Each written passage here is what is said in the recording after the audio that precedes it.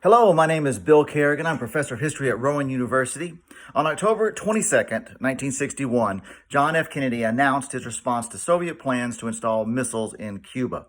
That message set off a confrontation that brought the world to the brink of an apocalyptic war. Today, I want to try to place that speech in context by discussing John F. Kennedy's approach to foreign policy. In 1917, Kennedy was born into a prominent Irish Catholic family in Massachusetts. After attending Harvard, he served in the United States Navy during World War II, and then after that he entered politics, serving in both houses of Congress before he won a narrow presidential election over Richard Nixon in 1960.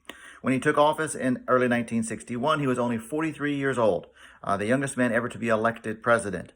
In fact, Kennedy would be younger. He was younger than four men who would actually serve as president after him: Lyndon Johnson, Richard Nixon, Gerald Ford, and Ronald Reagan, who were all born earlier than Kennedy was born. In any event, this youth mattered to Kennedy. It mattered to people who voted for him. It certainly mattered to people who have perceived and have impressions of Kennedy since then. And Kennedy leaned into his youth, both during the campaign and even during his inaugural address.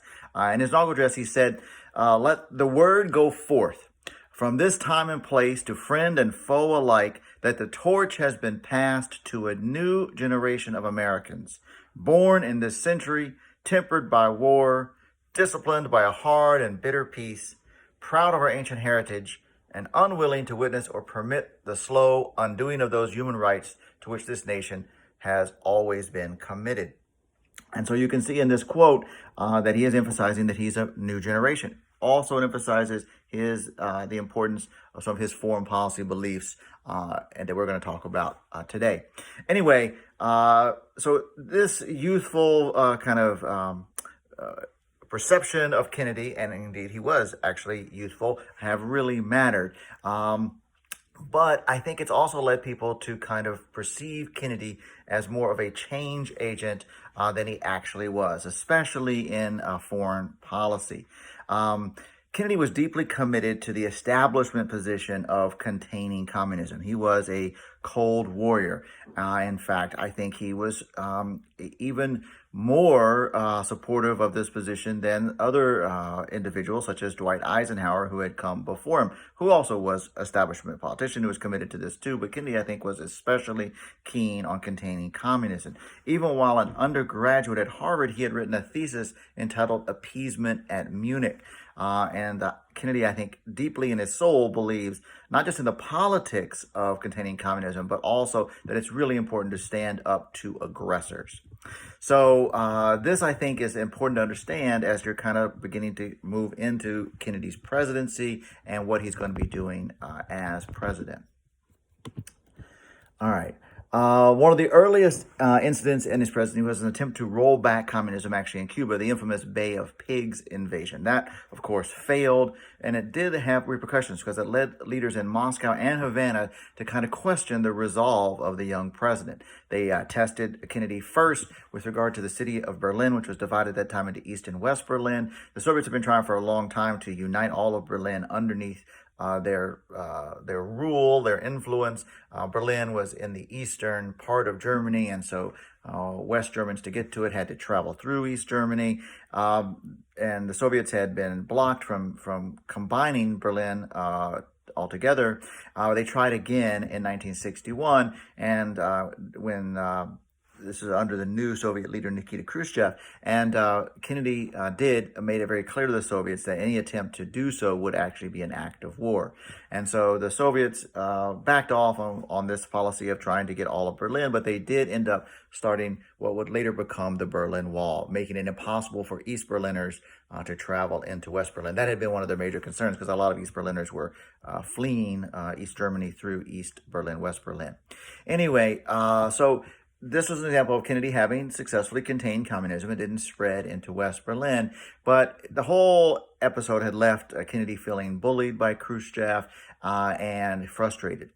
He didn't know then that a much greater test than Berlin was awaiting him, and that, of course, had to do with the secret plans of the Soviet Union to install those atomic weapons in Cuba. Kennedy and his advisors considered attacking the missile sites, which they knew might provoke nuclear war. And instead, they passed on that option, as they also passed on doing nothing about it, of course, because of its repercussions. And they decided on the naval quarantine, something that you read about in the document. This was the idea where Soviet ships headed for Cuba would be boarded and checked for weapons, a very aggressive tactic. This led to several intense days in which the world worried quite a bit about devastating war, and in fact, came much closer than people even knew at the time. But eventually, a secret deal was reached where the United States agreed to remove missiles in Italy and Turkey and promised to never invade Cuba. In exchange, the Soviet ships turned around, abandoned plans to install those weapons in Cuba. The world and the American people rejoiced. Kennedy's approval rating skyrocketed up to 77%. Had already been high before. It became really high after this. In fact, it was Kennedy's probably most significant and important accomplishment as president. But it had nothing to do with his being from a new generation or his seeing the world differently than his elders, in my opinion. He was, like most Americans, young and old, committed to opposing the spread of communism throughout the world. When Lee Harvey Oswald shot and killed Kennedy in 1963, many Americans lost a beloved leader who, despite his traditional outlook, represented hope for change and a better future.